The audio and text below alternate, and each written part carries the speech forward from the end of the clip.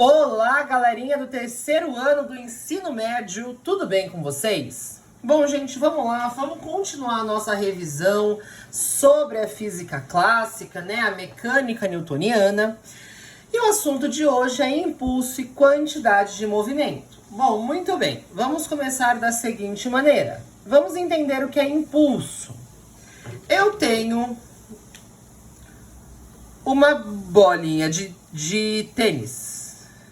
Aí eu vou pegar aquela raquetezinha que tem e eu vou bater nessa bolinha. Eu vou gerar o chamado impulso na bolinha e ela vai adquirir um movimento. Esse impulso que eu estou imprimindo na minha bolinha, ele vai depender de dois fatores. O primeiro, da força que eu aplicar. E segundo, do tempo que eu ficar aplicando a força. Ou seja, o tempo que o meu taco vai ficar em contato com a minha bolinha, transferindo essa força. Então, eu posso entender impulso como o tempo que uma força está agindo sobre um corpo para gerar movimento. Então, dessa definição, eu consigo tirar minha fórmula. O impulso, que é uma grandeza vetorial, ele vai ser dado pela força multiplicada pelo meu tempo. Que tempo? De contato entre o corpo que está aplicando força e o corpo que está tendo a força aplicada. Como força é em newtons e tempo é em segundos, a minha fórmula de impulso é newtons vezes segundos. Tudo bem? A minha unidade de medida é newtons vezes segundos. Tá bom? Temos outro conteúdo, que é quantidade de movimento, também conhecido como momento linear. Momento linear, tudo bem? Vamos entender primeiro o que é quantidade de movimento ou momento linear. Estamos falando agora de uma partida de futebol americano e eu tenho um desinfeliz que está parado com a bola na mão. Não sei porque ele está parado. Aí vem outro doido e se joga em cima dele para derrubar ele. Situação número 2. Esse infeliz que está com a bola na mão agora, ele está correndo em uma determinada direção. E vem esse segundo infeliz que vai se jogar em cima dele e tentar derrubar esse rapazote. O que vai acontecer, gente? Qual que é mais fácil? É mais fácil derrubar ele quando ele está parado ou quando ele está correndo em movimento? Bom, vocês devem ter imaginado que é muito mais fácil eu derrubá-lo quando ele está parado do que quando ele está em movimento. Isso acontece por causa de uma grandeza física chamada de quantidade de movimento, que vai depender de dois fatores: da massa do rapazote e da velocidade que ele está. Quantidade de movimento, entendam como a massa do corpo vezes a velocidade que esse corpo está se locomovendo, sabendo que também é uma grandeza vetorial, tá, gente? Então eu tenho uma quantidade de movimento nesse cara, que é diferente de zero, porque ele tem velocidade, e uma quantidade de movimento aqui que é zero. Como a quantidade de movimento é zero, é mais fácil. Aqui é diferente de zero, é mais difícil de derrubar o rapazote. Massa é dada em quilogramas e velocidade em metros por segundo. Então, quantidade de movimento vai ser dado em quilogramas vezes metro dividido por segundo, tudo bem? Então aí eu tenho duas grandezas físicas diferentes com duas fórmulas diferentes. E é claro que eu vou ter um jeito de conectá-las. Então eu tenho o chamado teorema do impulso. O impulso é igual à variação da quantidade de movimento.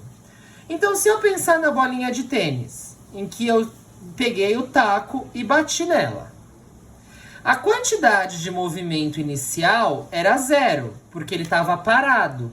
Se a velocidade é zero, a quantidade de movimento é zero.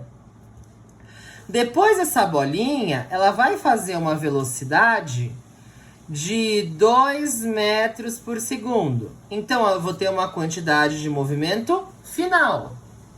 Se eu quiser saber o impulso que eu dei com o meu taco, é só eu fazer quantidade de movimento final menos quantidade de movimento inicial.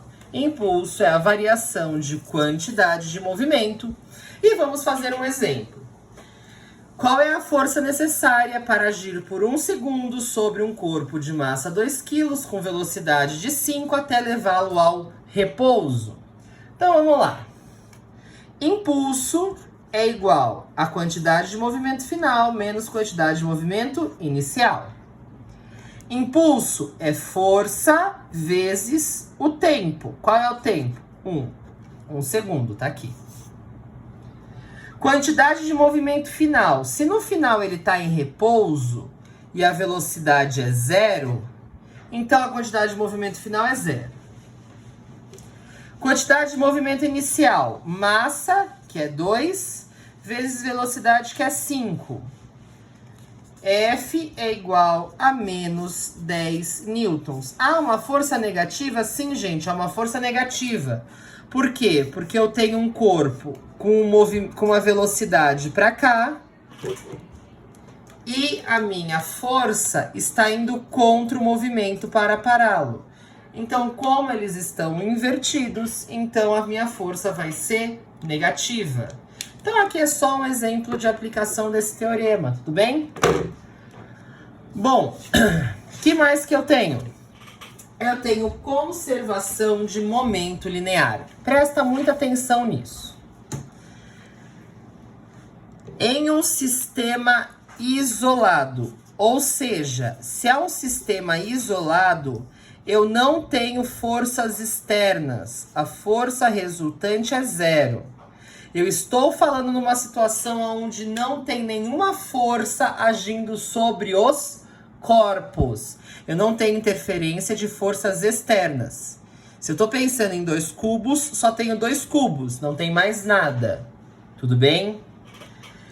Em um sistema isolado, onde eu não tenho forças externas, a quantidade de movimento inicial, ou momento linear inicial, é igual à quantidade de movimento final. Detalhe, isso não é do corpo, é do sistema.